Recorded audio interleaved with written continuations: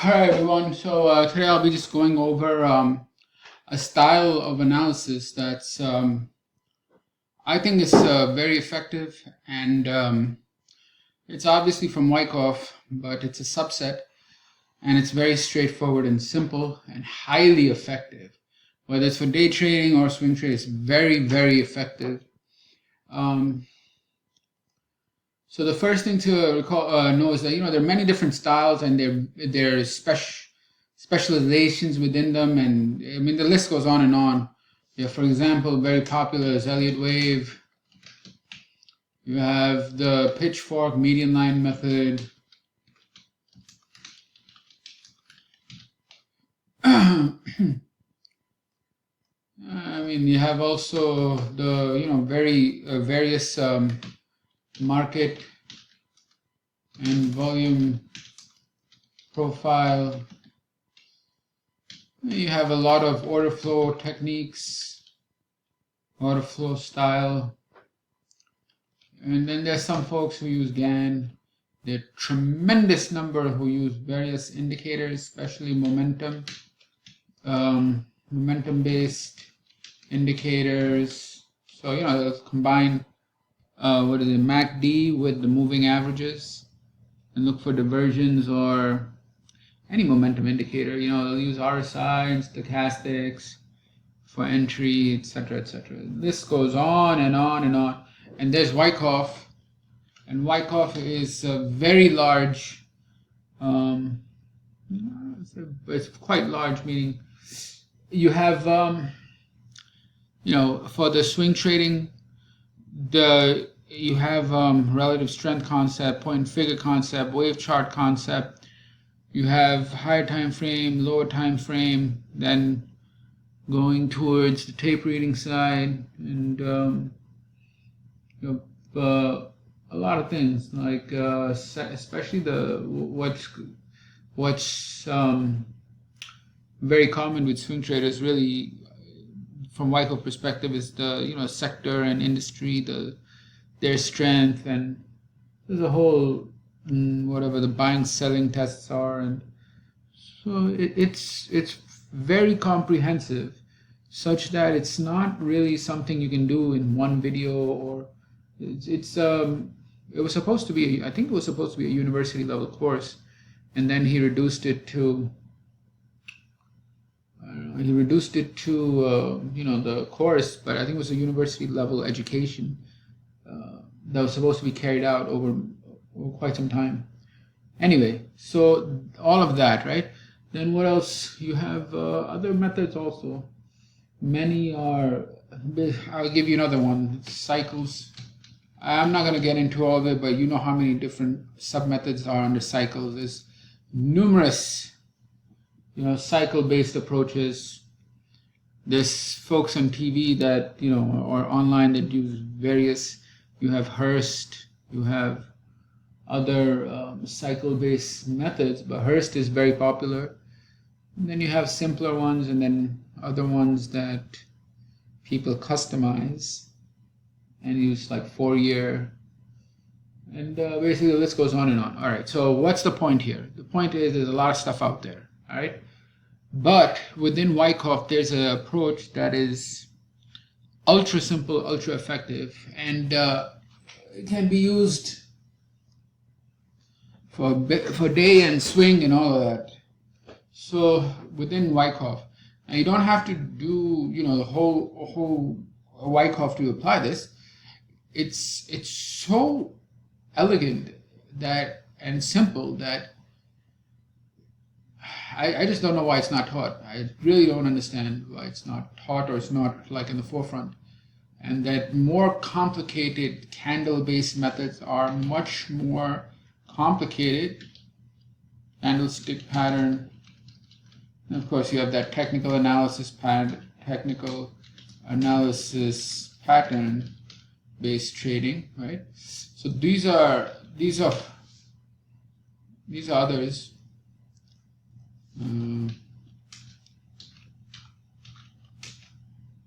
So anyway, so within Wyckoff, there's a very specific style It could be used for day trading. It could also be used for swing trading. And it's so the quote unquote schematic for it is far simpler, and it's nothing more than the Wyckoff cycle. All right, meaning all you need to do is have this in mind. Really, it's accumulation. I mean, as a reference point, markup, distribution. All right, and then some markdown, and if you're in a strong uptrend, the markdown right here is just the pullback to test and then reaccumulate and continue, right?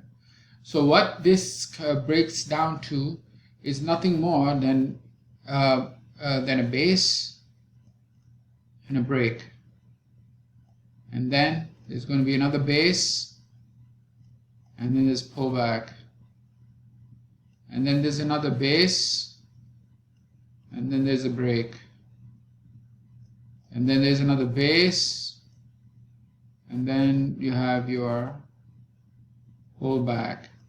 So, but what you do with this is, first of all, realize this is all the Wyckoff cycle. It's nothing more than a cycle. Cycle up, pullback, cycle up. It's just cycling. But in those cycles, you have accumulation, markup, minor distribution, pullback or minor markdown, then reaccumulation, markup, and minor distribution, markdown, and that's all part of a markup, a bigger markup, the more traditional markup on a higher time frame. All right, so once you realize this, right, you understand, like, okay, what's the technique to use? And the answer, which is actually, first of all, you have to see this extremely simple: base break, base break, base break, base break. Okay, that's all it is. So what is it? This really implemented, in my opinion, the best way to do it is just point and figure. And I'm saying this after, not just like reading something. It's like a lot of experience behind this and trying different things and all of that. So point and figure, and now we have the technology to do what Wyckoff did, which was the tape reading chart, right? Which is your point and figure, but it has volume at price. So why is that important? Because, as I said in the last video, you can identify high volume prints that will show you accumulation, and high volume prints that will show you the breakout, and then they get tested. So for example, you will have something like this. So say, like, let's say 10, and then the next box will also maybe 10. Next box is 30. Then the next box is only 8, let's say 5. And you realize that this is an accumulation print. And then you see the break, and you realize, let's make it higher.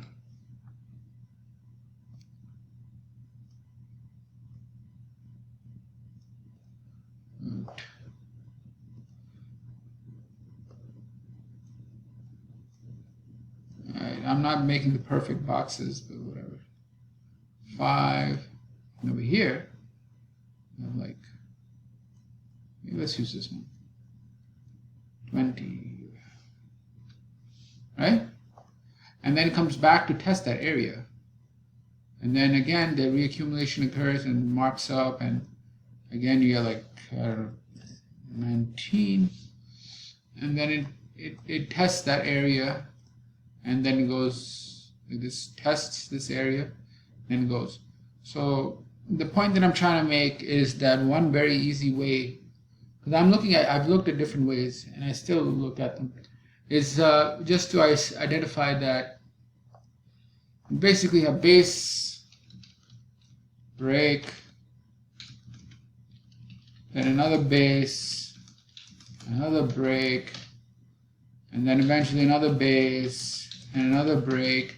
And this is nothing more than an expression of the Wyckoff cycle of this accumulation base, markup break, distribution is a base, and then markdown break, then reaccumulation base, then so it's just two phases, A, B, A, B, A, B. So this is much simpler than any other method Um, I don't know. I don't think. I mean, there's only two states that the market's in: base break, base break. It's accumulating, marking up, distribution, marking down. Just base break, base break. So and then you see the people buying and selling within those bases and on the breaks. So this is something to look into. Just it's very straightforward. It makes trading and all of this craziness where you have too many behaviors and you have too many candle patterns and you have too many things to look at and all of that, and it's totally simplifies it. Because from this, what do we derive? We derive, okay, it's accumulation markup, distribution markdown. You have accumulation prints, you have breakout, right? It's very simple, breakout. And then these areas of accumulation and whatever, they become your support. This becomes resistance. This becomes support. And then you have your next breakout, and then becomes resistance, and etc. So it becomes a very, very easy, manageable methodology that anybody can do. Anyone can do. Like, this is probably the simplest one I've come across. Okay, so that's what I want to go over. So your point of reference, meaning the model in your mind, is this basic thing. And you realize that if you have multiple cycles going up or down, it's trend. And then it's implemented using this approach. And with volume at price, you understand this accumulation support, breakout, distribution resistance, and it just keeps on going again and again. And you have base break, base break, base break, etc., etc. Right? So this is the simplest. And now let's take a look. So as you can see, today the trade, right? So this was a break, this was a base. I don't know if I have a, anyway, oh boy, I don't have, okay, 1 second. All right, 1 second. All right, so here I just added it. So you see over here, you have a base, right? You have a base, you have a break. And then you have a little base.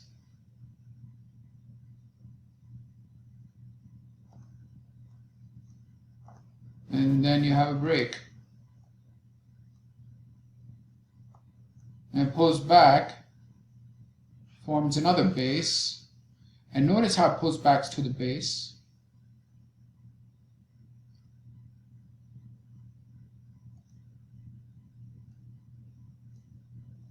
And then you have a break.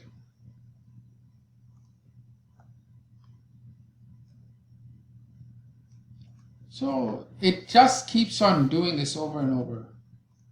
Right, the point that I'm trying to make is that these are the two phases or two states of the market: base break, base break, base break. You use a higher time frame or higher box size to give you context.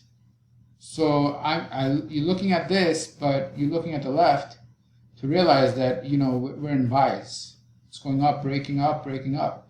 So there's a base break within the buys, which is also base break, base break, base break. It's only two states: base and break. So we're going up, and that's about it. Base break, base break. All right. Now the same thing happens. So on the left-hand side, you see, even the higher base break, base break, base break, forms here, base break, etc. So the beauty of this thing is you don't get confused. because of its simplicity, you don't get confused. If you don't get confused, then you just have to get an execution procedure, and that execution procedure, when it pulls back to test, give you the opportunity to enter. So base, break, we just wait for the break. See it has a base, then wait for a pullback, and execute whatever execution procedure. There's too many of them. I don't want to go into each one, but the idea is you get in on the pullback after the break, get in a pullback.